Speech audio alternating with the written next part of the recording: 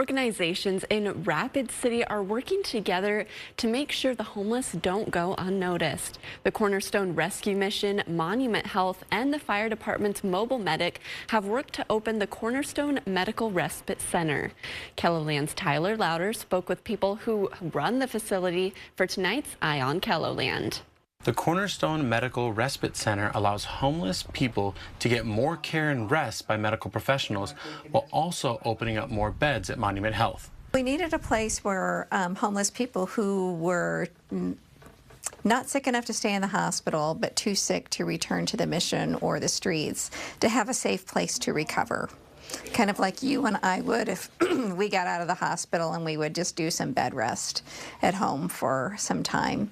And that was lacking in this community. This facility has 27 beds available at one time. They're in that little gray zone, so we exist to fill that gap and to have a place where they can safely recover and heal so they're not out on the streets. This beautiful facility up here allows them to do that and then break that cycle. While staying here, guests will receive care from medical professionals, as well as visits from caseworkers on helping to transition upon release. They asked me if, I'd like to come here and they'll help me get through this and help me find me a new place to go, right? And that's what we're working on now.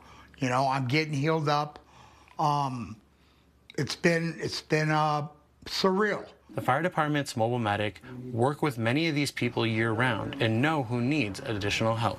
So the mobile medics know a lot of these folks from the street and from providing care. So the two of the mobile medics in the hospital decide if they would be a good candidate for the respite program, and then Cornerstone makes the final decision as to whether they can stay.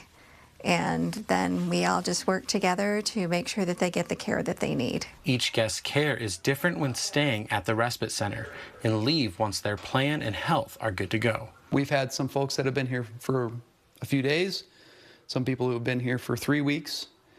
So the most important part is just making sure that before they're signed off to leave, that we're not going to end up back at square one. And so they're doing a good job of being very thorough for that.